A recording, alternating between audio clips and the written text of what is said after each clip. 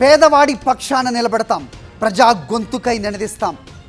Voice of voiceless, తెలుగువారి మనస్సాక్షి సాక్షి TV. సాక్షి TV ప్రసారాల కోసం మీ స్థానిక కేబుల్ ఆపరేటర్ను వెంటనే సంప్రదించండి.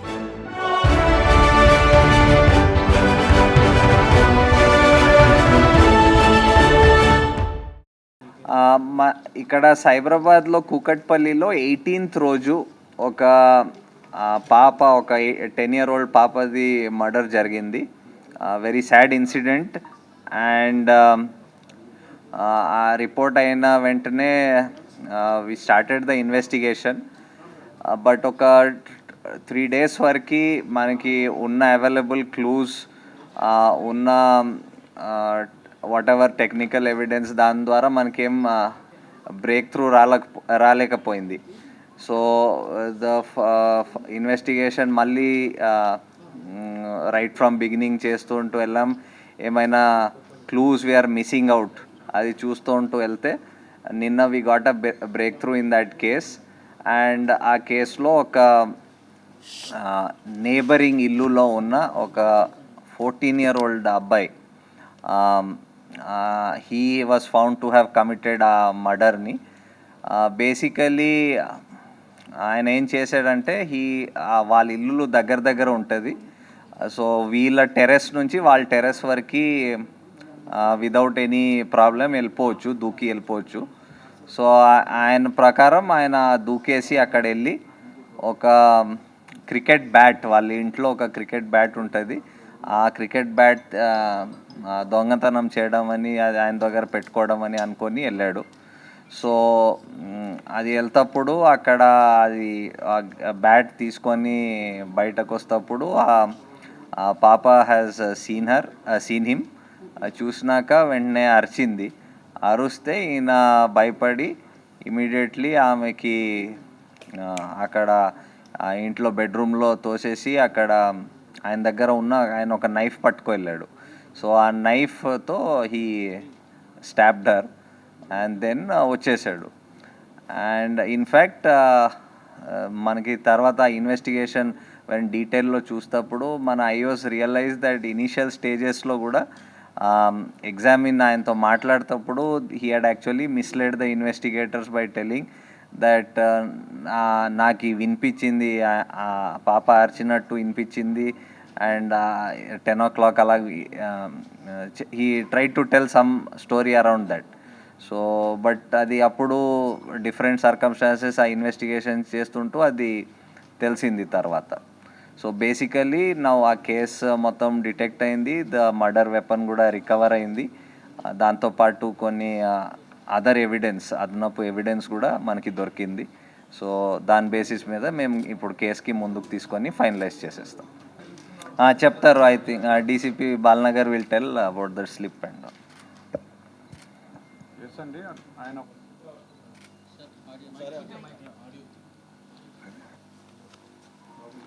అవునండి. ఆయన ఒక స్లిప్ రాసుకున్నాడు.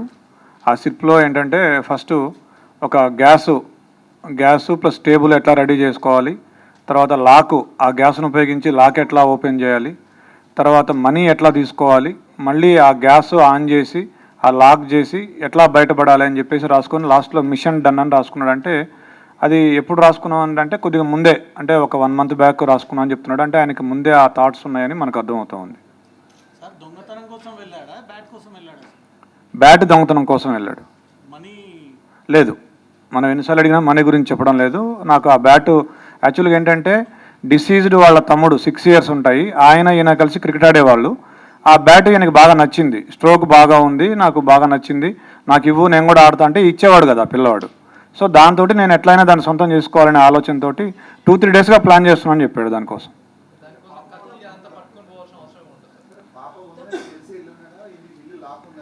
అతను చెప్పింది ఏంటంటే ఇంట్లో ఎవరు లేరు, నార్మల్గా వీళ్ళు ఏంటంటే ఇల్లు దగ్గరికి వేసి వెళ్తారట. సో అట్లానే ఇంటి బోల్ట్ దగ్గరికి పెట్టి ఉంటారు, ఆ దగ్గరికి వేసి ఉంటారని చెప్పేసి వెళ్ళాడు. సడన్గా పాప ఉంది, పాప ఉన్నా కానీ పాప అప్పుడు టీవీ చూస్తుంది, ఇతను వెనక నుంచి వెళ్ళాడు. అంటే అటువైపు తిరిగి చూస్తుంటే ఆ పాప వెనక నుంచి ఒకటే డోర్ ఉంది, వెనక నుంచి అంటే అదే డోరు, ఆ అమ్మాయి అటు తిరిగి ఉంది. ఇట్లా వెళ్ళి ఆ కిచెన్లో ఉంది బ్యాట్ తీసుకొస్తుంటే అప్పుడు ఆ అలికిడికి పాప చూసి దొంగ అని అరిచింది. అరిస్తే అతను పరిగెత్తబోయాడు. పరిగెత్తబోతే ఆ అమ్మాయి పరిగెత్తుకుంటూ వచ్చి చొక్కా పట్టుకుంది. పట్టుకుంటే ఆ కోపంలో తోసేస్తే మంచం మీద పడింది. మంచం మీద పడ్డాక కళ్ళు మూసుకొని విచక్షణ రహితంగా పొడి చేశాను చెప్పాడు.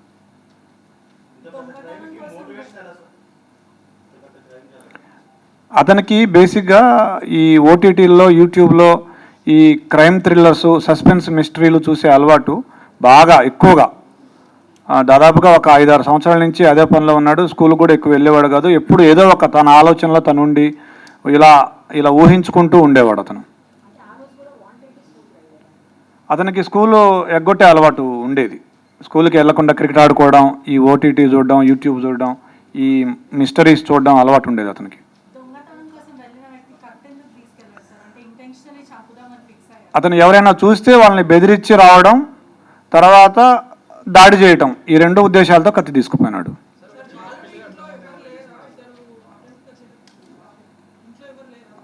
ఉన్నారు ఇంట్లో. వాళ్ళ నాన్నున్నాడు, వాళ్ళ సిస్టర్స్ ఉన్నారు వాళ్ళ ఇంట్లో ఉన్నారు. వాళ్ళ మదర్ లేదు కానీ మిగతా వాళ్ళు ఉన్నారు.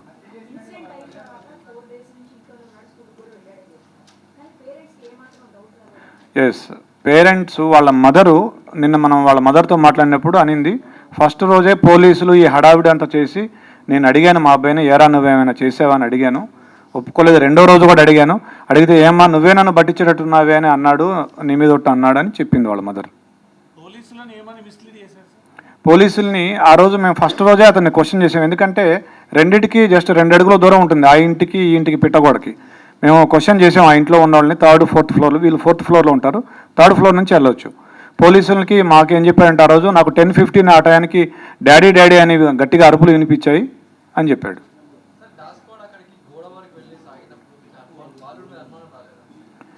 బాలుడి మీద కూడా అనుమానం వచ్చింది మాకు.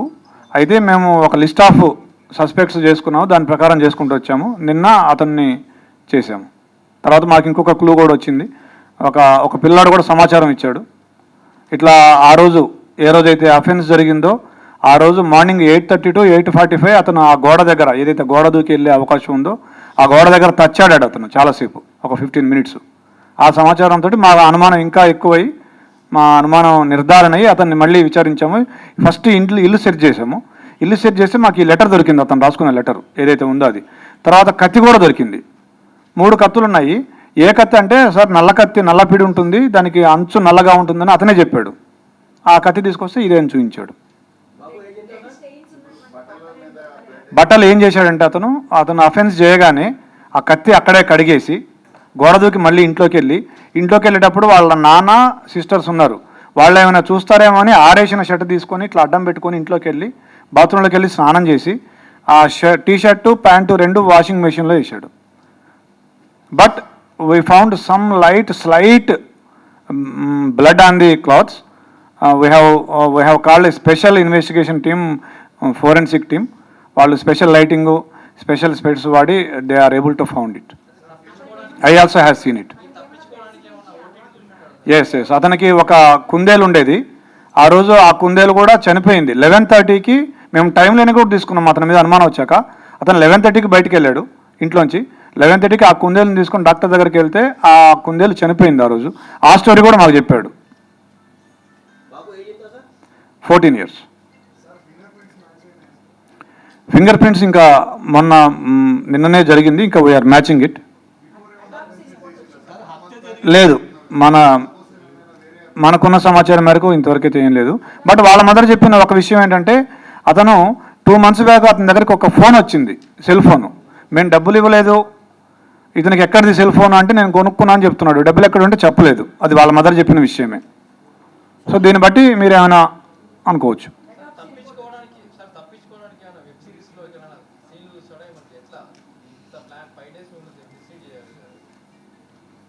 5 days మిస్లీడ్ చేయడం అంటే ఫస్ట్ డే మిస్లీడ్ చేశాడు.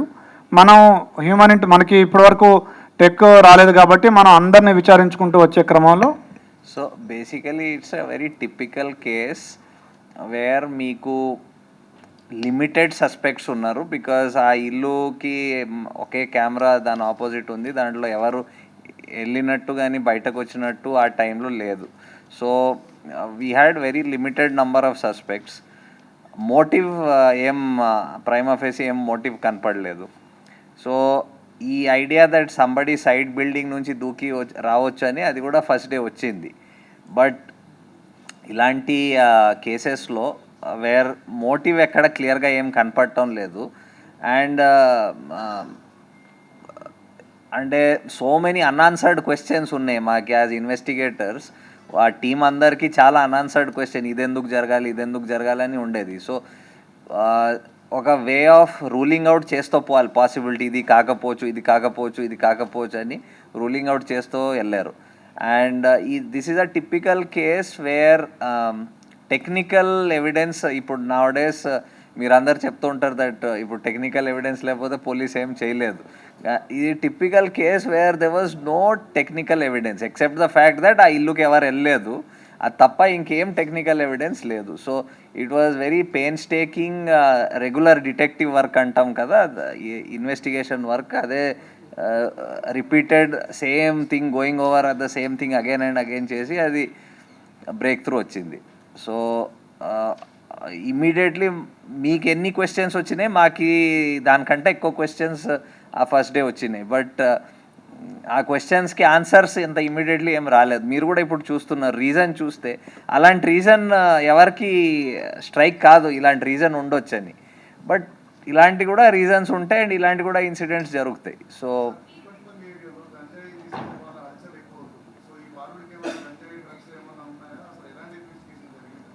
లేదండి, ఆ యాంగిల్ వెరిఫై చేసాము, అట్లాంటిది ఏమీ లేదు. I think the short report వచ్చింది which indicated the cause of death, అది వచ్చింది, అంతవరకు వచ్చింది. అది కూడా అడిగాము, ఇది రెండోసారి అని చెప్తున్నాడు. అంతకుముందు కూడా ఒకసారి వెళ్ళాను, ఇది రెండోసారి ఇట్లా వెళ్ళానని చెప్తున్నాడు.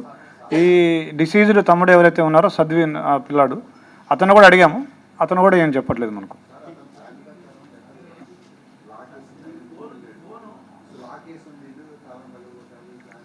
లాక్ అని చెప్పలేదు మనకి. నార్మల్గా వీళ్ళు ఇది వేరే, ఆ లెటర్ ఈ దీనికి సంబంధించింది కాదు. ఆ అమ్మాయి చూడదు, ఆ బ్యాట్ తీసుకొని వెళ్ళిపోదాం అనుకున్నాడు అతను. ఆ అమ్మాయి ఇంకా చూడదు, ఆ బ్యాట్ తీసుకొని పరిగెత్తుకొని వెళ్ళిపోవచ్చు అనుకున్నాడు.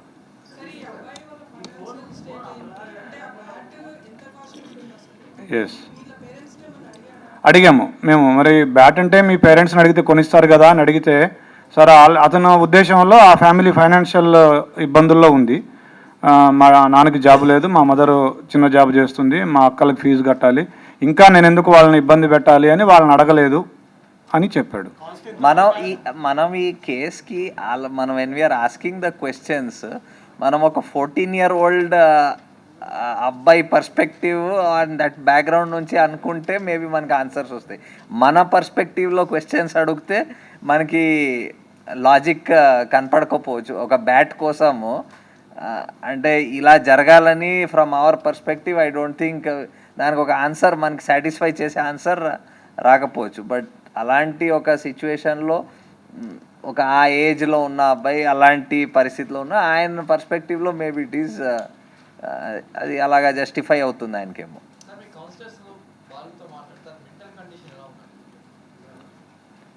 ఇంకా I think we'll do that slowly. ఇప్పుడు నిన్న just we got the breakthrough, we'll put up ఈ court related matters will take up, then definitely professional help whatever ఆయన థాట్ ప్రాసెస్ అవన్నీ అర్థం చేసుకోవడానికి విల్ టేక్.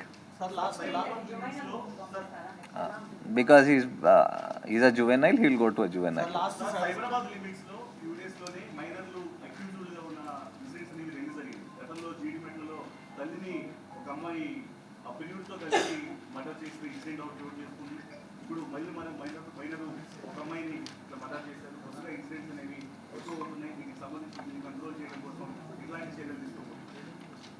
ఇప్పుడు ఇలాంటి ఇన్సిడెంట్ని ఎలాగా కంట్రోల్ చేయవచ్చు, it's very difficult to tell. What 14-year-old ఏమనుకున్నాడో అది మేము ఇట్స్ ఆల్మోస్ట్ ఇంపాసిబుల్ టు, అంటే మేము మైండ్కి మ్యాప్ చేయడం of people it's very difficult. Unless crime usually control ఎలాగవుతుంది when previous occurrence or history అలాగుంటే కంట్రోల్ అవుతుంది. కానీ when a individual decide something in his mind, ఇలాంటికి there is no way of anybody, అంటే ఇది మేమే ముందు ఆలోచించి దానికి ఆపడానికి అసలు మీరు చెప్పాలి ఏమైనా ఉంటే.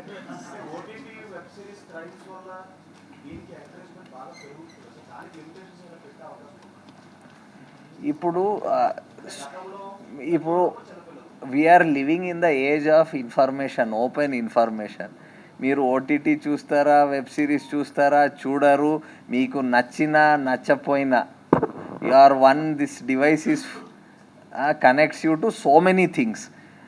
వెదర్ అది ఫర్ స్పెషలీ ఫర్ పిల్లలకి parents have to exercise that caution. స్కూల్లో అది ఎంత యాక్సెస్ ఇవ్వాలి, దాంట్లో ఏది మంచి ఏది చెడ్డ అది చెప్పడం, అవన్నీ it is a process which takes place at home, which takes place at school. So మనం ఈ ద్వారా ఇవి చెప్పడం దీని ఒక ఉద్దేశం ఏమంటే అందరికి తెలవాలి ఇలా జరుగుతుంది. సో మనం as a society, as families, as schools మనం ఏం ప్రికాషన్ తీసుకోవాలి, మనం తీసుకోవాలి దానికి.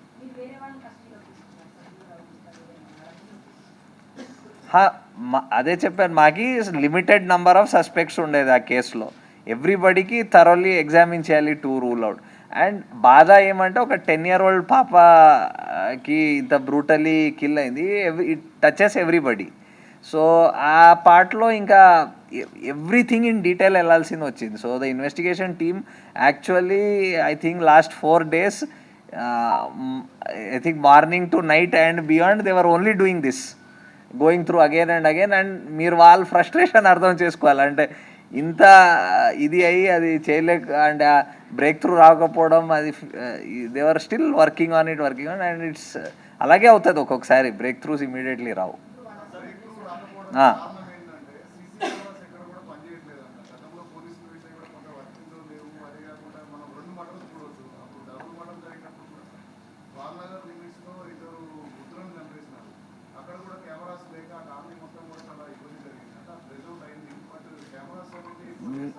We cannot cover every square inch in camera కదండి.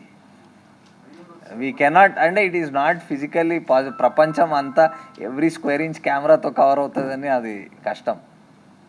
I don't think that is very feasible. ఎంత అయినా there will be some areas where cameras will not be there. మనం 3500 square kilometers ఎవ్రీ ఇంచ్ కెమెరాతో cover అవ్వాలంటే అది it's a impossibility.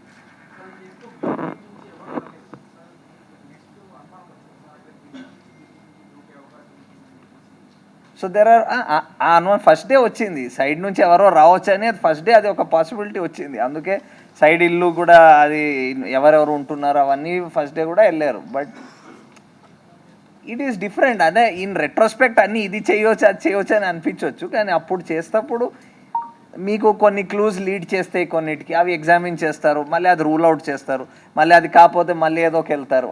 అదే that's only the process of investigation.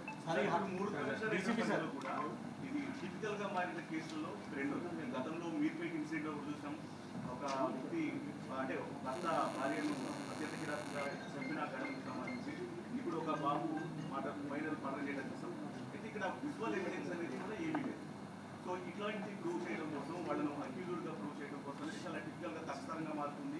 అయితే గతంలో మీరు కేసుకు సంబంధించినప్పుడు ఇప్పుడు రాజమండ్రి కమిషనర్ గారు చెప్పినట్టు ఇతర ప్రాంతాల నుంచి కూడా టెక్నికల్ టీమ్స్ని తీసుకొచ్చి వాటిని ట్రేస్ అవుట్ చేసి దానికి సంబంధించిన ఆధారాలను కనిపెట్టడం అనేది కష్టతరంగా మారింది. బయట నుంచి కూడా తెచ్చించాము టీమ్స్ అనేటువంటి. సో ఇప్పుడు కూడా 5 days పట్టింది.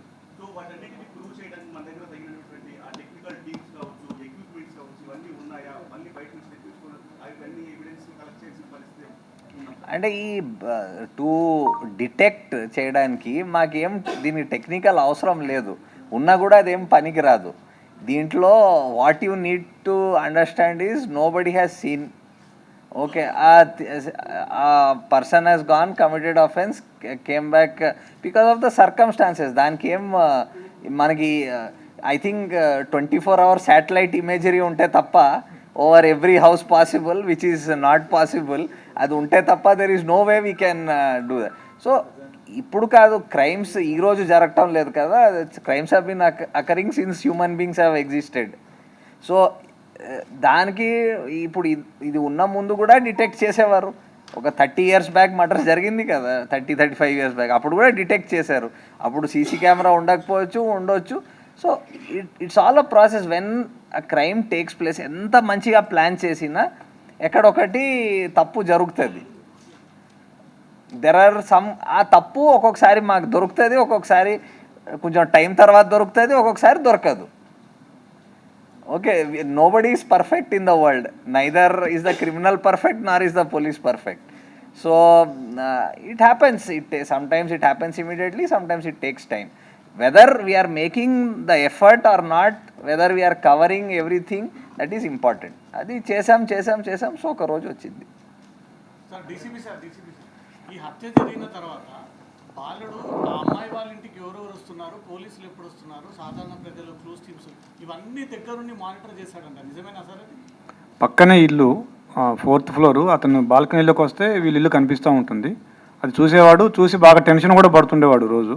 అది పేరెంట్స్ కూడా అబ్జర్వ్ చేశారు, అతను కూడా తర్వాత మాకు చెప్పాడు. ఒక 5 టీములు, 5 టీములతోటి దాదాపుగా ఒక 20 మంది ఎప్పుడు గత 5 రోజులుగా ఇదే పని మీద ఉన్నారు.